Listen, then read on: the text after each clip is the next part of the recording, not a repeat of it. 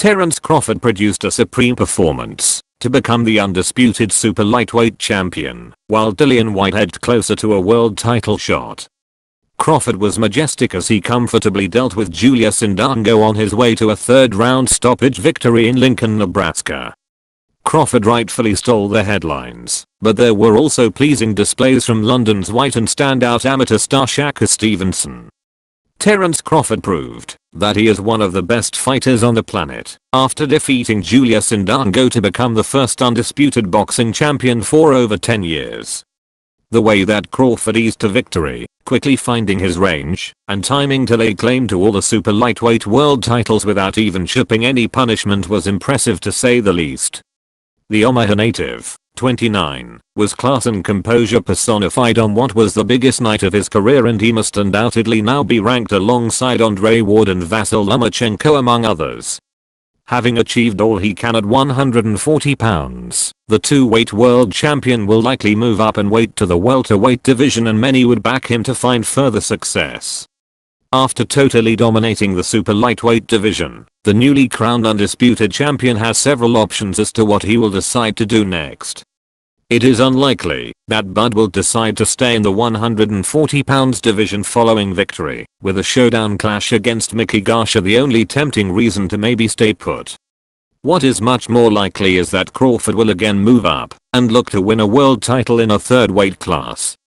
Fights against fellow Americans Keith Thurman and Errol Spence Jr. would be very appealing, and a true test as to how far this great Omaha fighter can go in the sport.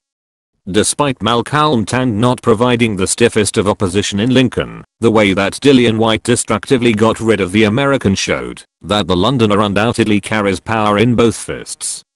There had been some question marks regarding the punch power of Whyte, especially after 2 of his previous 3 fights went the scheduled distance, but he used his stateside debut to firmly remove any doubts on the matter.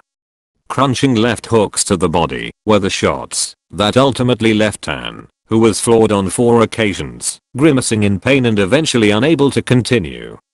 The fight was Whyte's first of 2017, and he now needs to face a big-name opponent as he looks to firmly establish himself on the world scene. Whyte is now hopeful that he can land himself a world title shot, and has regularly spoke out about his intentions to challenge WBC world champion Deontay Wilder. The body snatcher notched up his 5th straight win in Lincoln, Nebraska, and although Tan was clearly overmatched, Whyte's clinical and heavy-handed display was a clear indicator as to the levels both fighters should be operating at. The 29-year-old has demonstrated in his recent fights that he can box, he can go into the trenches and slug it out, and his footwork, shot selection and stamina seem to all be improving with each fight. Whether he is ready for someone of the ilk of Wilder is up for debate, and it may be more logical to face a top-level contender like Bryant Jennings or Jarrell Miller first. Although he failed to get a stoppage victory, Shakur Stevenson showed that he has all the attributes to become a major force in boxing.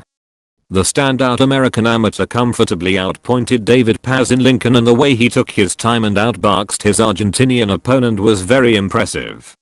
There is of course a long way to go in the career of Stevenson, still just 20 years old, but all the signs are pointing in the right direction, and he seems to fit the golden boy blueprint that we have become accustomed to from across the water.